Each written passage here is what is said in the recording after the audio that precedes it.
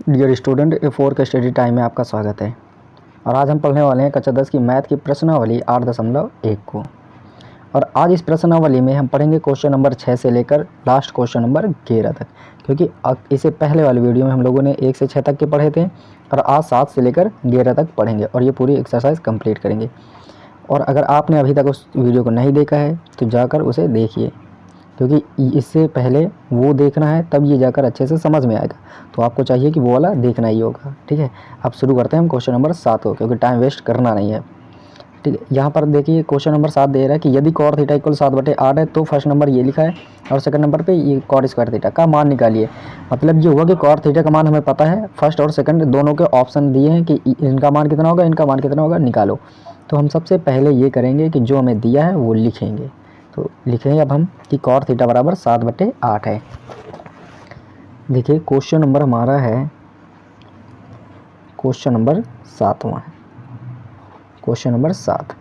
और हमें पता है कि cot थीटा बराबर 7/8 है। और अगर आपने वो वाली वीडियो देखी है तो आपको पता होगा कि अगर आपको अंश बटे हर में, त्रिकोणमिति फलन में कोई भी अंश बटे हर के रूप में कोई वैल्यू मिलती है तो सबसे पहले हम क्या करते हैं, एक त्रिभुज बनाते हैं। तो हम यहाँ पर क्या करने वाले हैं, एक त्रिभुज बनाने वाले हैं। सबसे पहले हमारा क्या होता है, एक त्रिभुज बनाना।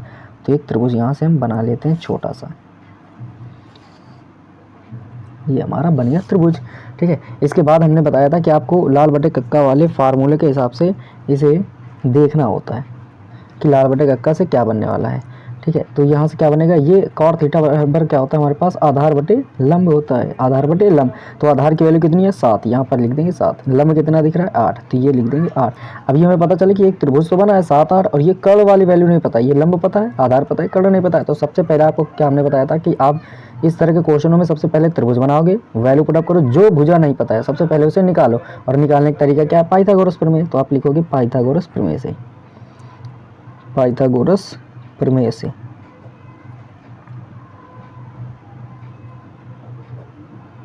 और पाइथागोरस प्रमेय क्या है, कर्ण का स्क्वायर बराबर आधार का स्क्वायर प्लस लंब का स्क्वायर होता है। कर्ण की जगह पे हमें निकालना है तो ये कर्ण स्क्वायर रखा रहने देंगे हम। ठीक है, और आधार की जगह में कितना है 7, तो लिखेंगे 7 का वर्ग, प्लस लंब कितना है 8, तो यहाँ लिख देंगे 8 का वर्ग। अब देखो, अगर आप देखो तो यहाँ पर 7 का वर्ग कितना होगा, 49, लिखेंगे 49, 8 का वर्ग 64। तो ये कर्ण स्क्वायर चलता रहेगा इधर। तो कर्ण का स्क्वायर कितना मिलेगा, 9 4 13 के 3, हासिल है 1, 6 4 10 1 11। अगर इन्हें हम जोड़ेंगे तो कितना आएगा, 113। अब कर्ण निकालना है, इधर से वर्ग हटता है, स्क्वायर हटता है तो इधर रूट लग जाता है, तो 113।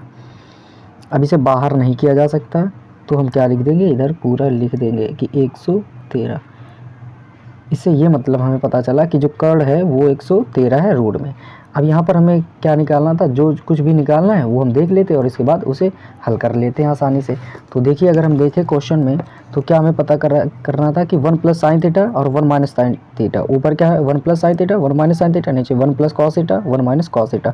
फर्स्ट नंबर में इसका मान निकालना है। ठीक है, इसका अगर फर्स्ट नंबर देखें हम तो फर्स्ट नंबर में हमें क्या है निकालना है कि फर्स्ट नंबर में निकालना था, ऊपर क्या था 1 + sin थीटा एक कोष्टक में, दूसरे में 1 - sin थीटा, और इस इधर क्या था 1 + cos थीटा और दूसरे में 1 - sin थीटा 1 - cos थीटा। इसका मान हमें निकालना था। तो अब वैल्यू अगर हम देखें तो हमें इसमें इस पूरे क्वेश्चन में किसकी ज़रूरत पड़ रही है, साइन और कॉस की। तो साइन कॉस के पहले मान निकालेंगे हम। तो साइन थीटा का मान कैसे निकालोगे, आप जानते हो कि लंब बटे कर्ण होता है। तो लंब बटे कर्ण की वैल्यू अगर निकालोगे तो लंब कितना है, जो सीधी रेखा होता है 8, कर्ण कितनी है रूट में 113। अगर आप ये भूल चुके हो तो मैं इसे एक बार फिर से लिख दे रहा हूँ कि ये कैसे निकालते हो इनके मान। तो आप जान लो कि यहाँ से हम लिखते हैं लाल बटे कक्का वाला, लाल बटे कक्का LALKKA। इसके हिसाब से हम सारे फार्मूले बना लेते हैं। ठीक है, ये क्या होता है, ऐसे बांट देते हैं 3 खानों में। ये पहला खाना साइन का होता है, दूसरा ये कॉस, ये तीसरा tan, और ये वाला cot, इसी तरह ये सेक और ये कॉसेक। ठीक है, ये अगर हमें साइन थीटा निकालना है तो लंब बटे कर्ण होगा, कॉस निकालना है तो आधार बटे कर्ण, tan निकालना है तो लंब बटे आधार। उसी तरह अगर कॉट का निकालेंगे तो आधार बटे लंब, सेक का कर्ण बटे लंब, कौशिक का कर्ण बटे लंब, इसका कर्ण बटे आधार है, कौशिक का कर्ण बटे आधार, कौशिक का कर्ण बटे लंब। तो इसी तरह हमने साइन थीटा क्या लिखा है, लंब बटे कर्ण, लंब बटे कर्ण। तो यहाँ से निकाल लेंगे। और लंब कितना है हमारे पास, ये जो सीधी रेखा होती है खड़ी बिल्कुल 8, कर्ण कितना है जो तिरछी सबसे लंबी 113। और किसकी ज़रूरत पड़ेगी, कॉस की, तो कॉस थीटा भी निकाल लेते हैं हम। तो कॉस थीटा यहीं पर निकाल देते हैं, कॉस थीटा। अगर कॉस थीटा देखा जाए तो कितना आएगा हमारे पास, कॉस थीटा आने वाला है हमारा आधार बटे कर्ण, आधार बटे कर्ण। अब आधार की वैल्यू कितनी है 7, कर्ण की वैल्यू कितनी है रूट में 113, तो 113 ये बन गया। अब ये दोनों मान निकल आए, जहाँ जहाँ साइन कॉस है ये वैल्यू पुट करेंगे, हल करेंगे। तो यहाँ से अब हम अगर देखें तो कितना आएगा, देखो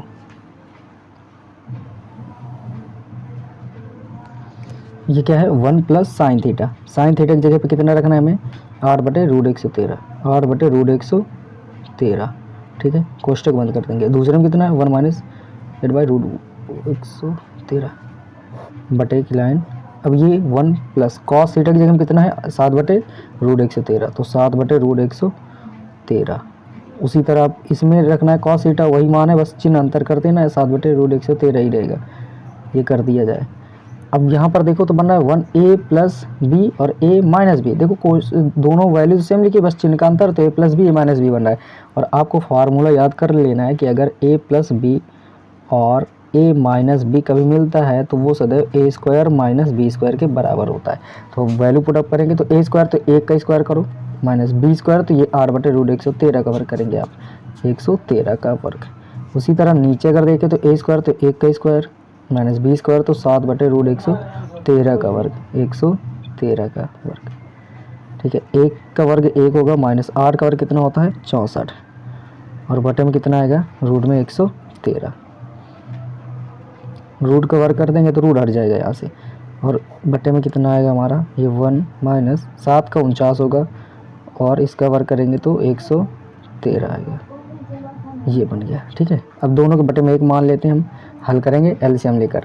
तो अगर हल करें तो देखो यहाँ से कितना आएगा 113, और 1 का एलसीएम लेंगे तो कितना आएगा 113 ही आएगा, 113 आएगा।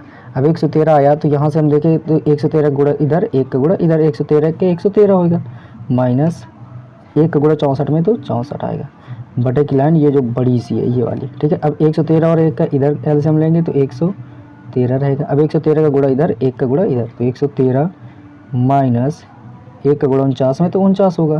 देखिए इधर का गुणा इधर करते हैं, इधर का गुणा इधर करते हैं, ठीक, इधर का गुणा इधर, इधर का गुणा इधर। तो अब यहाँ से देखो अगर तो 113 में से 64 घटाएंगे तो कितना बचेगा 49, बटे में कितना है 113, बटे में इधर 113 में 49 घटाएंगे तो कितना बचेगा 64, बटे में कितना बचेगा 113। ठीक है, देखो ये सबसे ऊपर वाला सबसे नीचे वाले के पास जाता है, और ये वाले इनके साथ गुणे होते हैं। ठीक है, तो यहाँ से देखें तो 49 के गुणे में जाएगा हमारा 113 सबसे नीचे वाला, और इस 113 के गुणे में 64 आएगा, 113 गुणे में 64। तो अब अगर देखोगे तो यहाँ से कितना आएगा हमारे पास, तो 113 से 113 कैंसिल, तो 49 बटे 64। यही हमारा इस क्वेश्चन का आंसर है। फर्स्ट नंबर हमारा हल हो जाता है। अगर आपको स्क्रीनशॉट लेनी है तो इसे स्क्रीनशॉट ले लो, फिर आगे बढ़ते हैं। अब देखेंगे इसका सेकंड क्या है। ठीक है, सेकंड पे देखो क्या था, सेकंड नंबर पे था कॉट स्क्वायर थीटा का मान निकालिए। तो सेकंड नंबर भी हम निकालेंगे यहीं से। देखिए सेकंड पे क्या था हमारे पास, इसी का जो सेकंड है यहीं पे लिख देते हैं। ठीक, cot square theta equal question mark. ठीक है, तो अब देखिए ये कॉट स्क्वायर थीटा लिखा है। अब कॉट की वैल्यू तो आपको पता ही थी कितनी, 7/8, उसका वर्ग करना है तो 7/8 लिख दो, और वर्ग लगा है तो वर्ग लगा दो। तो अब 7 का वर्ग कितना होगा 49, 8 का वर्ग 64, तो 49/64। तो दोनों के मान निकाल दिए। फर्स्ट पे हमें इसका मान निकालना था 49/64, सेकंड पे इसका मान निकालना था, तो सीधे इसका मान निकाल दिया, आ गया। दोनों के उत्तर ये है। ठीक है, अब बढ़ेंगे हम क्वेश्चन नंबर 8 की तरफ। क्वेश्चन नंबर 8 की, यदि 3 कॉट है इक्वल 4 है तो जांच कीजिए कि 1 माइनस tan स्क्वायर है अपन 1 प्लस tan स्क्वायर इक्वल होगा कॉस स्क्वायर है माइनस साइन स्क्वायर है या नहीं, हमें बताना है। ठीक है, हमें मतलब ये देखना है कि LHS हल कर लेना है और RHS हल करना है, जबकि ये हमें फाइंड है पहले से ही पता है, और फिर हमें LHS और RHS के निकालना है। और अगर बराबर है तो कह देंगे है, बराबर नहीं है तो कह देंगे नहीं है। तो देखो अब क्वेश्चन नंबर 8 हल करते हैं। क्वेश्चन नंबर 8,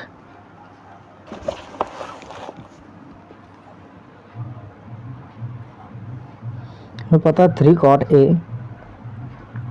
इक्वल 4 दिया था, ठीक है। तो पहले हम बस इसी से हल करेंगे कि पहले क्या हल होने वाला है। तो आपको बताया गया था कि अगर यहाँ से कॉड के गुणे में कुछ भी मतलब साइन कॉस टेन कॉड से कॉस के गुणे में कुछ भी लिखा तो सबसे पहले आपको करना क्या है कि जो गुणे में उसे दूसरी ओर भेजो बटे में। तो जो गुणे में होता है वो कहाँ जाता है, बटे में। तो कॉट बराबर कितना मिला, 4/3। अब ये 4/3 को लाल बटे के हिसाब से देखोगे तो ये क्या आएगा, आधार बटे लंब, आधार बटे लंब। अब जैसे ही ये आधार बटे लंब मिल जाते हैं तो आपको क्या करना होता है, एक त्रिभुज बनाना है। तो आप त्रिभुज एक बनाओगे यहाँ पर। तो त्रिभुज बना लेते हैं हम। ये हमारे पास बन गया एक त्रिभुज, और त्रिभुज में वैल्यू ये दर्शानी होती है। आधार के सामने कितना है 4, तो ये लिख देंगे 4। लंब के सामने कितना है 3, तो 3। अब हमें ये पहले निकालना है, तो पहले अब हम ये निकालेंगे, क्योंकि जब त्रिभुज बन जाए उसकी जो भी भुजा नहीं पता होती उसे हमें पहले निकालना होता है। तो हम निकालेंगे, और निकालने का तरीका क्या है, पाइथागोरस प्रमेय लगाना। तो पाइथागोरस प्रमेय से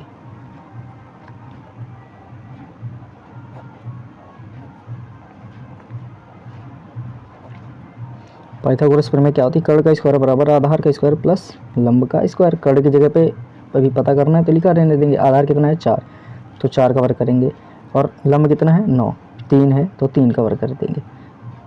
ये 3 है अभी 3, ठीक है। तो कर्ण का स्क्वायर बराबर 4 का वर्ग कितना होगा 16, 3 का वर्ग कितना होगा 9। तो कर्ण का स्क्वायर बराबर कितना आएगा 16 9 25।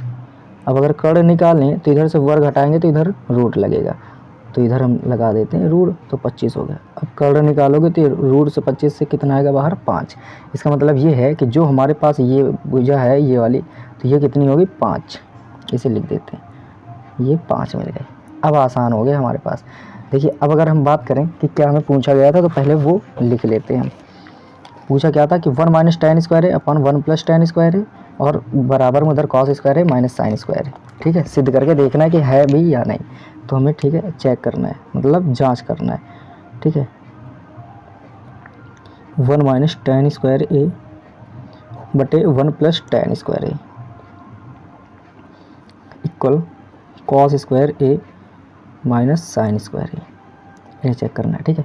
तो अब अगर हम देखें इन्हें हल करने के लिए, तो tan cos से sin इन तीनों के मान होना ज़रूरी है, क्योंकि अगर इधर का हल करेंगे तो tan की ज़रूरत है, इधर हल करेंगे तो cos sin की ज़रूरत। तो पहले हम sin cos tan तीनों निकाल लेते इधर।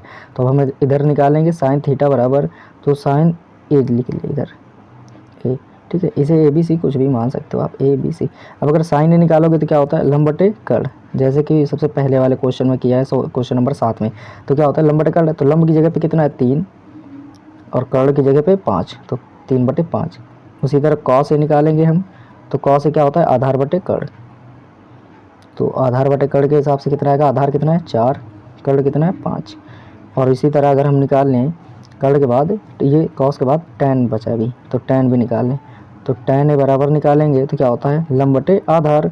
तो लंब की वैल्यू कितनी है 3, आधार की वैल्यू 4, तो ये मिल गई हमें 3/4। अब हम पहले इधर LHS हल करेंगे, तो क्या लेंगे LHS, और 1 - tan स्क्वायर है बटे 1 + tan स्क्वायर है, इनकी इसे हल करेंगे। तो देखिए 1 की जगह पे 1, tan स्क्वायर है तो tan की जगह पे कितना है 3/4, तो 3/4 लिखेंगे पहले। अब इसका वर्ग लगा तो वर्ग लगा देंगे। उसी तरह नीचे तो 1 + tan स्क्वायर, तो 3/4 करो, इसका वर्ग है तो वर्ग कर दो, ठीक है। अब यहाँ से देखो अगर हम देखें तो ये कितना आने वाला है, ये 1 - 3 का वर्ग कितना होगा 9, और ये बटे में 4 है तो बटे में उसका भी वर्ग करो, तो 4 का वर्ग 16। इसी तरह नीचे क्या है, ये 1 है प्लस 3 का वर्ग 9 बटे में 16, इतना बन गया। अभी से अगर देखें तो यहाँ से इधर कर दे थोड़ा सा, चलो यहीं पे लिख देते हैं, ठीक है। इसके बाद यहाँ से अगर हम देखें, ठीक है, इसके बाद इसके बटे में 1 मानो, इसके बटे में 1 मानो। 16 और 1 का एलसीएम लेना है तो 16 आएगा, और 16 का गुणा इधर 1 का गुणा इधर। जब एलसीएम इस 16 के 16 आ गए तो इसका गुणा इधर, इसका गुणा इधर, 16 के 16 माइनस 1 का 9 में तो 9। अब ये बटे की लाइन जो बड़ी सी है, अब 16 और 1 का एलसीएम इधर 16, ठीक वही काम इधर से गुणा इधर, इसका गुणा इधर, तो 16 के 16 प्लस इस बार 1 का 9 में तो 9। चिन्ह जो बीच में लगा है वही लगाना है, अगर इसमें प्लस है तो प्लस, इसमें माइनस है तो माइनस। अब देखो यहाँ से 16 में से 9 गए, कितने बचे 7 बटे 16 है, और इधर 9 7 16 9 25, और बटे में कितना आएगा 16। देखिए ये 16 16 कैंसिल हो जाता है। अपोजिट साइड वाले करते हैं, सेकंड वाला फोर्थ से कटता है, ठीक है, फर्स्ट वाला थर्ड से कटे तो कितना बचा 7, और बटे में कितना बचा 25, ये मिल गया हमें। मतलब ये है कि हमारे पास LHS का मान 7/25 आया है। अब इसी तरह हम RHS को हल करेंगे। देखिए RHS यहाँ लिख ले रहे हैं। RHS कितना है हमारे पास, cos square A minus sine square A। cos square A, तो देखो cos की वैल्यू कितनी थी 4/5, तो 4/5 रखेंगे, उसका वर्ग है तो वर्ग कर देंगे, माइनस साइन की जगह पे कितना है 3/5, तो 3/5 रखेंगे, वर्ग लगा है इसका तो वर्ग कर देंगे। देखिए 4 का वर्ग कितना होगा 16, 5 का वर्ग 25, माइनस 3 का वर्ग कितना होगा 9, 5 का वर्ग 25। अब दोनों का एलसीएम लोगे तो 25 है तो 25 रहेगा। जब दोनों के एलसीएम ठीक बराबर हो तो ऊपर वाले लिख दिए जाते हैं। इससे 16 चिन्ह में जो भी है ऊपर से 9, मतलब कि 16 में से 9 गए तो कितने बचेंगे 7, और बटे में कितना 25।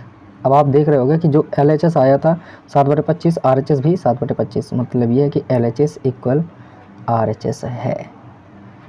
तो आप क्या कहोगे कि जो क्वेश्चन दिया था वो उसमें ये इक्वेशन ठीक बराबर है। इस तरह से हल हो जाता है। आप इसका स्क्रीनशॉट भी ले सकते हो। फिर हम बढ़ेंगे क्वेश्चन नंबर 9 की तरफ। तो अब देखते हैं हम क्वेश्चन नंबर 9 क्या है।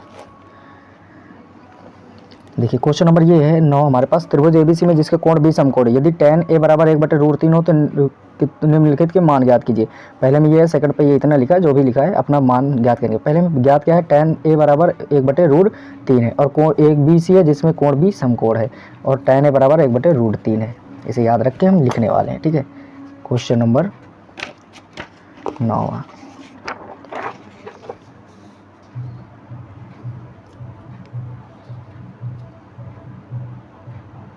देखिए त्रिभुज ABC था हमारे पास, ठीक है, जिसमें कोण B कैसा है समकोण है। इसके अलावा और हमें क्या पता है, tan A बराबर पता था 1/√3, ठीक है। जो गिवन है उनके हिसाब से अब हम देखिए कुछ बनाते हैं। आपको सबसे पहले तो ये काम करना है कि एक त्रिभुज ABC है तो हम पहले एक त्रिभुज बनाएंगे। तो हम सबसे पहले एक त्रिभुज बना लेते हैं, यहाँ पर छोटा सा ही बनाएंगे, ये लोग बना लेते हैं एक ये त्रिभुज। और इसमें कौन सा कोण समकोण है, B समकोण। समकोण का मतलब ऐसा कोण जिसका मान ठीक 90 अंश हो, समकोण त्रिभुज कहलाता है। तो अब यहाँ से अगर आप देखोगे तो समकोण त्रिभुज के लिए ये कोण B जो ये ठीक 90 है, तो ये यहाँ पर B होगा, यहाँ पर A कर लो, यहाँ पर C कर दो। अब ये आप देखो tan A बराबर अंश बटे हर के रूप में है, और इन्हें लाल बटे कक्का के अनुसार हर बार आपको कंपेयर करनी है। तो ये क्या बनेगा आपके पास लंब बटे आधार। तो लंब के सामने कितना हुआ 1, आधार के सामने कितना है √3, ठीक है। अब फिर एक भुजा नहीं पता, जैसे ही कोई एक भुजा ना पता तो आपको क्या करना होता है कि सबसे पहले उस भुजा को निकालना है। तो आप लगाओगे पाइथागोरस प्रमेय। तो पाइथागोरस प्रमेय से लिखेंगे, पाइथागोरस प्रमेय से। और पाइथागोरस प्रमेय क्या कहती है कि कर्ण का स्क्वायर सदैव आधार के स्क्वायर और लंब के स्क्वायर के बराबर होगी, योग के बराबर होगी। तो कर्ण की जगह पे कर्ण ही लिखा रहने दो। आधार की जगह पे कितना है √3, तो √3 का वर्ग करोगे। लंब की जगह पे 1 है तो 1 का वर्ग करोगे आप। √3 का वर्ग 3 होगा, 1 का वर्ग 1 ही होता है, तो 3 1 टोटल मिलकर 4 बनाएंगे। ये कर्ण स्क्वायर इधर चलता रहता है। तो अब अगर कर्ण निकालें तो इधर से वर्ग हटेगा तो इधर क्या बनेगा, रूट लगेगा। तो ये कर दो, तो कर्ण बराबर ये कि 4 कितने का वर्गमूल है 2 का, ठीक है, 4 का वर्गमूल 2। यहाँ से इसका मतलब ये कि जो ये वाली भुजा है कर्ण, ये हमारे पास कितनी हो गई 2, ठीक है। अब हम देखेंगे क्या हमसे पूछने वाले थे, ठीक है। तो फर्स्ट नंबर पे था sin A cos C plus cos A sin C। तो इसे लिख लेते हैं पहले, sin A cos C cos A sin C। First number में है sin A cos C plus cos A sin C, ये हमें पता करना है, ठीक है। तो इसमें हमें सबसे पहले ज़रूरत किसकी पड़ रही है, साइन कॉस, मतलब साइन ए की ज़रूरत है, कॉस सी की ज़रूरत है, और कॉस ए की ज़रूरत है, साइन सी की, मतलब साइन ए साइन सी भी ज़रूरत है, और कॉस ए कॉस सी भी कहीं मिलना है। तो हम सभी चारों पहले मान निकाल लेंगे। तो देखिए अगर हम मान निकाल लें तो सबसे पहले तो हम मान यही निकाल ले रहे हैं कि हमारे पास साइन ए अगर निकालें तो साइन ए क्या होगा लंब बटे कर्ण। लंब की वैल्यू यहाँ से कितनी है 1, कर्ण की वैल्यू कितनी है 2, तो 1/2 हो गया। अब कॉस सीधे साइन सी की भी मान निकाल लेते हैं। तो साइन सी देखिए इनसे कोई मतलब नहीं, ए सी यहाँ कुछ भी आए, फार्मूले अपने यही होंगे, तो लंब बटे कर्ण। लेकिन यहाँ सी आपको देखना है कि कहाँ पर है, ऊपर है। अगर ऊपर है तो अगर कभी ऊपर मिल जाता है कि जो यहाँ वर्ड ऊपर वो यहाँ इनके कोणांक में आ जाए, तो आपको क्या करना होता है कि जो आधार है उसे लंब बना देना है, जो लंब है वो आधार। मतलब ये है कि जो एल है वो चेंज हो जाएगा आधार, ये लंब है, लंब लिख दिया ऐसे, ये लंब है वो चेंज हो जाएगा आधार में, और जो आधार होता है वो चेंज होता है लंब में, ठीक है। जब कभी ऊपर मिल जाए तो लंब की जगह पे क्या रखेंगे, अभी लंब दिख कौन सा रहा है, एक, लेकिन अब सी ऊपर है तो चेंज कर दो, लंब को आधार मानोगे, आधार वाले को लंब माना, तो ये हमारे लिए जो ये आधार है ये लंब का काम करेगा, तो ये आएगा √3 में कर्ण कितना है, कर्ण तो वही होगा 2। अब इस तरह से हम cos c के भी मान निकाल लें, cos a cos c के, तो cos a का मान निकालेंगे, तो वो अगर cos a का फार्मूला निकालोगे तो आधार बटे कर्ण ही होना है। देखिए a का मान तो a तो नीचे, ये अब नीचे तो जो सेम है वही होंगे, तो आधार की जगह में √3, कर्ण की जगह में 2, तो 2।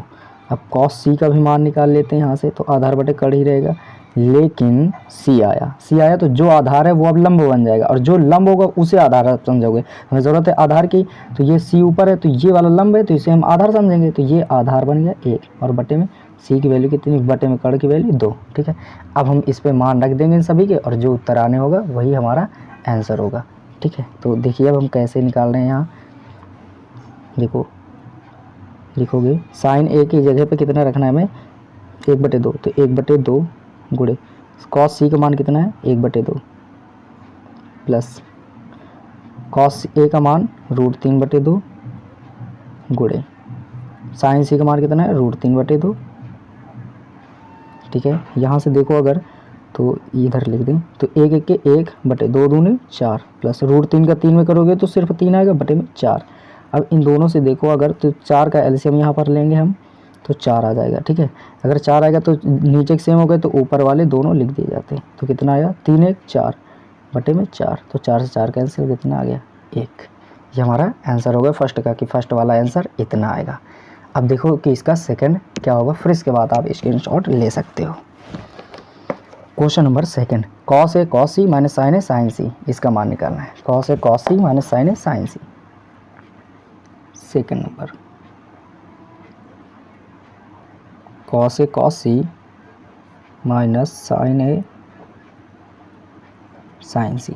देखिए वैल्यू तो हम पहले ही निकाल चुके हैं, cos a का मान कितना है, ये cos a √3/2, तो √3/2 गुणे cos c का मान कितना है 1/2, तो 1/2 माइनस sin a का मान कितना है 1/2, 1/2 sin c का मान कितना है √3/2, √3/2।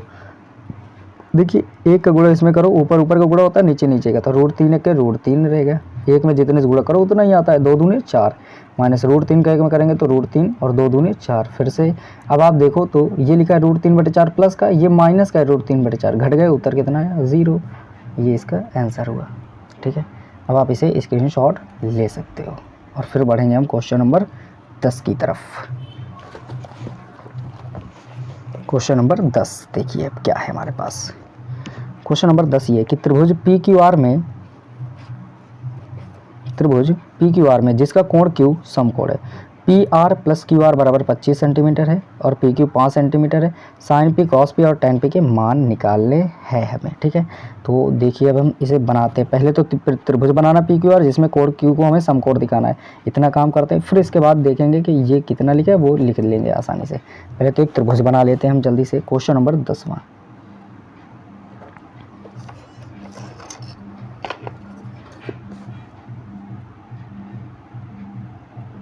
त्रिभुज बनाएंगे हम PQR, ये बन गया हमारे पास PQR, और कोण Q समकोण था तो यहाँ पर कोण Q होगा, यहाँ P कर दो और यहाँ पर R कर दो, ठीक है।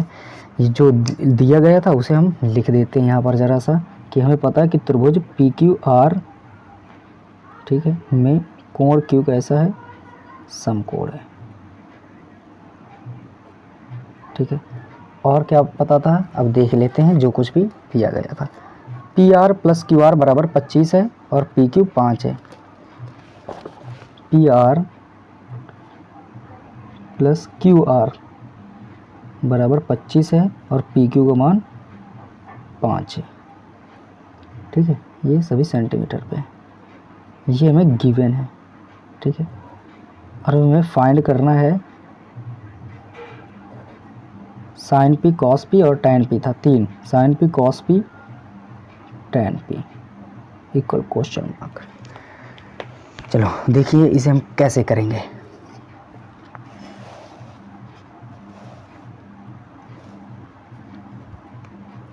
ये रहा। अब देखिए, देखो जो पी क्यू है वो हमारे पास कितना है 5, तो हम इसका मान लिख लेंगे। ये हमारे पास कितना है 5, यहाँ से यहाँ तक, ठीक है। अब हम सबसे पहले आपको त्रिभुज बनाया तो हमने बताया कि पाइथागोरस प्रमेय लगानी ही है, तो हम लगाएंगे सबसे पहले पाइथागोरस प्रमेय से। पाइथागोरस प्रमेय से, ठीक है। पाइथागोरस प्रमेय क्या होती है? कर्ण का स्क्वायर आधार के स्क्वायर और लंब के स्क्वायर के योग के बराबर होगी। तो कर्ण का स्क्वायर, देखिए ये P R plus Q R, तो P R plus Q R, यहाँ और यहाँ इन दोनों का योग फल 25। हमें एक तो नहीं पता कि ये पी आर कितना है कि क्यू आर कितना है, तो हम इस पी आर को थोड़ी देर के लिए पी आर ही मानेंगे और इस क्यू आर को हम क्यू आर ही मानेंगे। अब सीधे कर्ण की जगह पे हम क्या रख सकते हैं? पी आर, तो लिख देंगे पी आर का वर्ग प्लस आधार की जगह में रखोगे पी क्यू, और पी क्यू पता है तुम्हें सिर्फ एक, तो 5 है तो 5 लिख दो। लंब की जगह पे कितना है? क्यू आर, तो क्यू आर कर दो, ठीक है। वर्ग लगा है, वर्ग कर दो। अब यहाँ पर एक काम देखना है कि आपको, कि ये आपको समीकरण बन रहा है, लेकिन इधर पी आर इधर क्यू आर कभी भी हल नहीं हो सकता है, क्योंकि दोनों ओर अलग अलग हैं और अलग अलग होने की वजह से पी आर क्यू आर को एक की वैल्यू कोई निकल ही नहीं सकती। तो आप इनमें से या तो क्यू आर बना दो पूरे पे, या तो सीधे पी आर बना दो, कहीं और दूसरा ना दिखे। तो हम ये कहाँ से करेंगे? इससे, जो P R plus Q are बराबर 25 दिया है। तो इसे ज़रा सा आप देख लो यहाँ पर, कि अगर हम देखें यहाँ से तो P R plus Q are बराबर 25 है। तो अगर हम पी आर का मान निकालें तो ये क्यू आर को उधर भेजेंगे, 25 माइनस क्यू आर बन जाएगा, 25 माइनस क्यू आर। अब ये पी आर की जगह पे ये वैल्यू हम पुट कर सकते हैं, ठीक है। इससे आप देख सकते हो, ये समीकरण अगर एक मानो तो इससे हल करके ये मिलेगा हमें। अब देखो ये वैल्यू हम पुटअप कर रहे हैं, तो पी आर की जगह में रखेंगे 25 माइनस क्यू आर, होल वर्ग है तो होल वर्ग, 5 का वर्ग 25 प्लस क्यू आर का, तो क्यू आर का स्क्वायर ही रहेगा। देखो ए माइनस बी का होल वर्ग, तो ए स्क्वायर तो 25 का वर्ग है 625, माइनस बी स्क्वायर तो क्यू आर का स्क्वायर, माइनस 2ab तो 2a और b। देखो 2 ये हो गया, a की जगह पे 25, b की जगह क्यू आर हो गया। उधर 25 है प्लस क्यू आर का स्क्वायर है। देखो क्यू आर स्क्वायर ये प्लस होता है, a square plus b square minus 2ab, Q R square cancel हो गया। अब देखो तो ये 6, अगर हम देखें तो ये 25 वाले गणित वाले की तरफ भेजो और अंग्रेजी वाले की तरफ। ये 25 को भी इधर ले आओ, क्योंकि इधर बड़ा है 625, तो 625। अगर ये प्लस का इधर आएगा तो माइनस का 25 होगा, बराबर ये 25 दूनी 50, 50 क्यू आर है, इधर माइनस का उधर जाएगा तो प्लस का 50 क्यू आर, तो 50 क्यू आर। अब देखो 625 में 25 घटाओगे तो 600 बचेगा, तो 50 क्यू आर, और ये 600 बचेगा और 600 के बटे में 50 भेज देना है, तो क्यू आर बराबर कितना आएगा? 600 बटे में 50, ठीक है। देखिए 625 में 25 गए तो 600 बचा, और ये गुणे पे इधर आएगा तो दूसरी ओर भाग में हो जाएगा, 5 कैंसिल, 0 0 कैंसिल, 5 से 12 बार कैंसिल हो जाएगा 60, तो कितना आया 12, क्योंकि 12 पंचे 60 होता है। इसका मतलब ये है कि जहाँ पर ये क्यू आर है वो हमें पता चल गया कितना है 12। अब यहाँ क्यू आर की वैल्यू 12 पुट करेंगे तो पी आर बराबर कितना आएगा? 25 माइनस 12, तो कितना आ जाएगा हमारे पास 13। इसका मतलब ये अगर 13 से 12 सेंटीमीटर निकली, ये 5 सेंटीमीटर, तो ये कितनी निकली थी? 13 सेंटीमीटर। अब जो पूछा है वो हम उसका मान आसानी से निकालेंगे। तो अब हम लिखेंगे अब साइन पी बराबर क्या होगा? लंब बटे कर्ण। फार्मूला इस पे चेंज नहीं होता, लंब बटे कर्ण है तो लंब की वैल्यू कितनी है हमारे पास? 12 बची है, तो 12 लिखेंगे, बटे कर्ण का मान कितना है? 13, तो ये लिखेंगे 13, ठीक है, ये हो गया। अब उसी तरह कॉस पी का मान निकालेंगे। कॉस पी क्या होगा? आधार बटे कर्ण, आधार की वैल्यू कितनी है? 5, तो 5 बटे कर्ण का मान कितना है? 13, तो ये लिखेंगे 13, क्योंकि ये आधार, ये लंब और ये कर्ण होती है। अब टैन पी का मान निकालेंगे, तो टैन पी क्या होगा? लंब बटे आधार, लंब की जगह पे कितना है? 12, आधार की जगह में कितना है? 5, तो ये हो गया 5। इस तरह से ये हमारे क्वेश्चन हल हो जाते हैं। आप चाहो तो इसका स्क्रीनशॉट ले सकते हो। ये क्वेश्चन नंबर 10 इस तरह से आपको हल करना है।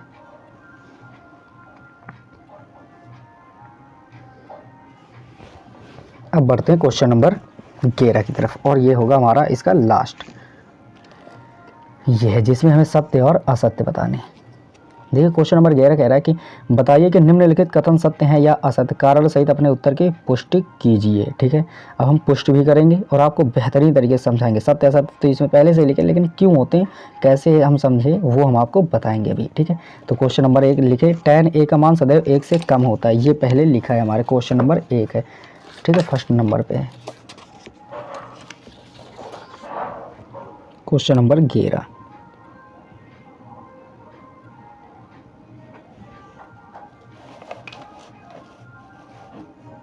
क्वेश्चन नंबर 11 है।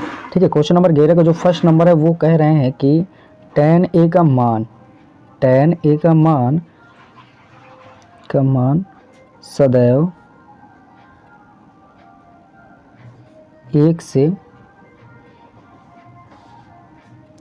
कम होता है। अब ये सत्य है कि असत्य हम आपको लिख के बताएंगे और समझा कर दिखाएंगे। ठीक है, अब देखो ये tan a का मान सदैव 1 से कम होता है, तो हम पहले tan के मान लिखेंगे, क्योंकि अगर हम देखें तो इधर थीटा लिख ले और इधर tan लिख रहे हैं। ठीक है, tan थीटा के मान भी लिख कर दिखाई देते हैं आपको, ताकि आपको बिल्कुल अच्छे से समझ में आ जाए।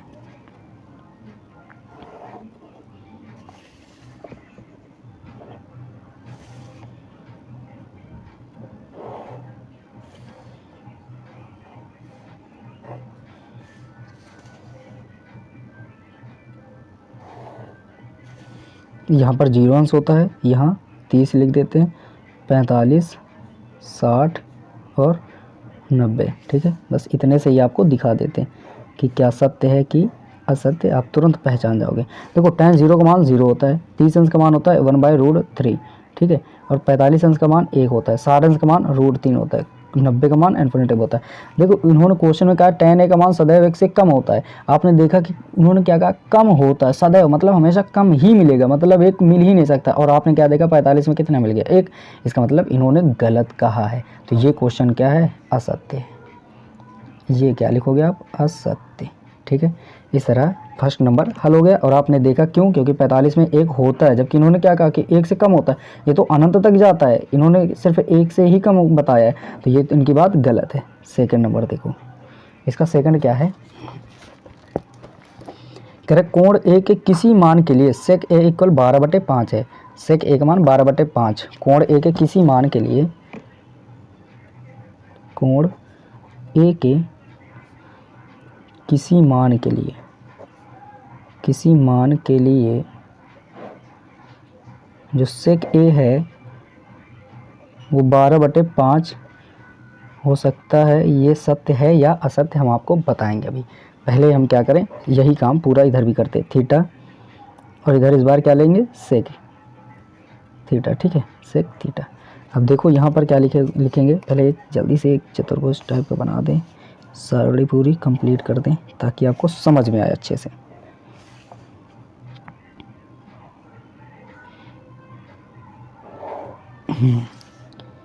ये बन गई हमारी सारणी।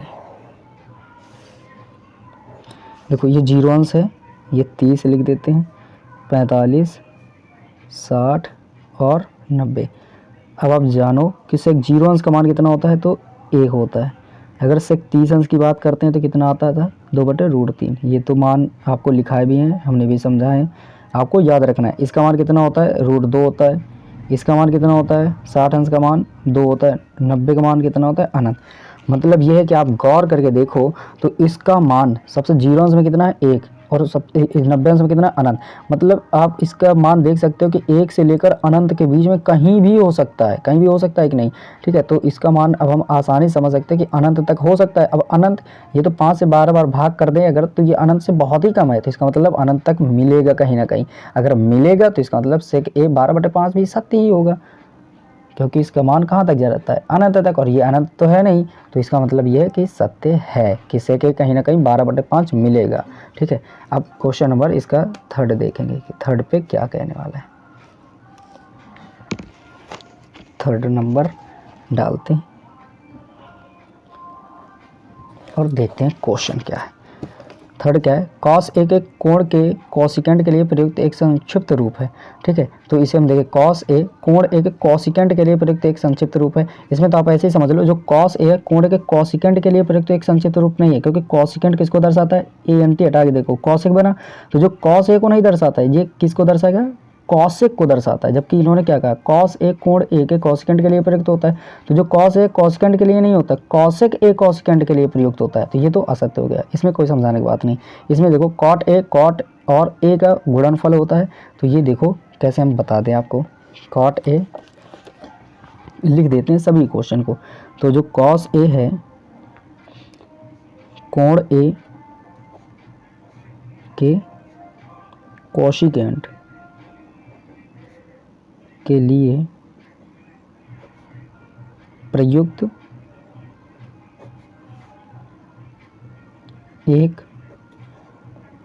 संक्षिप्त रूप है, संक्षिप्त रूप है। ठीक है, इन्होंने ये कहा कि जो कॉस ए है कोण ए के कॉसिकेंट के लिए एक प्रयुक्त एक संक्षिप्त रूप है। तो ये बिल्कुल बात गलत है कि जो कॉस ए है वो कॉसिकेंट के लिए नहीं होता, ये कॉसिकेंट कॉसेक के लिए होता है, जबकि ये तो कॉस ही है। तो इसका मतलब ये क्या है, असत्य है। अब देखिए क्वेश्चन नंबर चौथा क्या था हमारे पास। चौथा था कि कॉट और ए का गुणनफल होता है, ए का गुणनफल होता है। ठीक है, अब आप ये बात सोचो कि देखो ये कॉट है और ये पता है जो यहाँ पर cot, sine cos tan cot के आगे जो लगा होता है इसे हम कोणांक कहते हैं। इसे क्या कहते हैं, कोणांक। और आप ये समझ लो कि कोणांक कभी भी गुणा में नहीं हो सकता। अगर आप कॉट और ए का गुणा करते हैं तो ये ए जो है गुणा करोगे तो गुणांक सदैव पहले आता है जब फलन ऐसे मिले त्रिकोणमिति में, और ये कोणांक है। कोई किसी का भी गुणा करोगे, अगर गुणा करोगे तो यहाँ आएगा, तो यहाँ तो ऐसा नहीं बनेगा। अगर इसे गुणा करो तो ये तो ए कॉट बनेगा, जबकि ये क्या है, कॉट है। तो कॉट और ए का गुणनफल नहीं होता है, ये क्या है, असत्य है। अब इसका एक और लास्ट क्वेश्चन क्या है वो आप देख लो, जो है 5वां।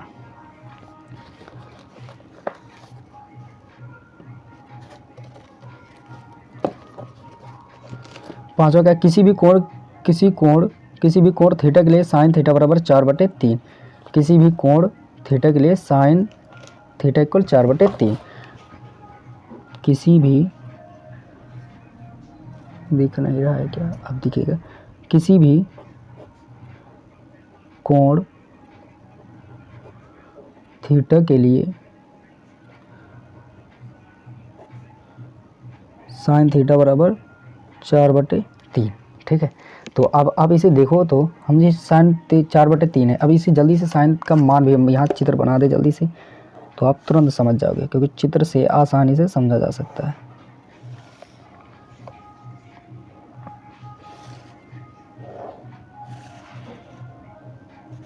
देखिए, आपको पूरी 100% की तैयारी करनी है तो आपको पूरा कारण सहित देखना है, क्योंकि उसमें पूछा भी गया है कि कारण सहित बताओ आप। तो देखो यहाँ थीटा लिख देते हैं, यहाँ साइन थीटा लिख देते हैं। साइन 0 अंश, 30 अंश, 45 अंश, 60 अंश और ये रहा 90 अंश। अब यहाँ से आपको देखना है कि 0 अंश का मान कितना होता है, 0। 30 अंश का मान कितना होता है, 1/2। 45 अंश का मान कितना होता है, 1/√2। और 60 अंश का मान कितना होता है, √3/2। और 90 अंश का मान कितना होता है, 1। अब आप सही से बात समझना कि जो थीटा साइन थीटा है, थीटा के लिए 0 से लेकर कहाँ किसके बीच दौड़ता है, 1 के बीच, 0 से 1 के बीच। अब अगर इसको भाग करके देखो तो 3 के 3, एक बार तो पूरा ही चला गया दशमलव, फिर 1 बचा होगा तो 3 3 9, 3 3 9, मतलब 1 से बड़ा आ रहा है। जबकि थीटा आप 0 से 90 तक गए तो कहीं 1 से बड़ा मान ही नहीं मिला, क्योंकि अधिकतम कितना मिला, 1। इसका मतलब 1 जब 1 से बड़ा आ ही नहीं सकता तो ये साइन थीटा बराबर 4/3 पॉसिबल नहीं है। तो ये क्या हो गया, असत्य। इसे लिखोगे आप, इसे क्या लिखोगे, असत्य है। ये कैसा है, असत्य। तो इस तरह से ये सारे क्वेश्चन हो गए। अब आप इसे इसका स्क्रीनशॉट ले लो, और आई होप कि आपको सभी क्वेश्चन समझ में आए होंगे। तो ये क्वेश्चन सारे समझ में आए तो प्लीज़ मेरे चैनल को सब्सक्राइब करो, लाइक कमेंट शेयर करना कतई ना भूलें। Thank you.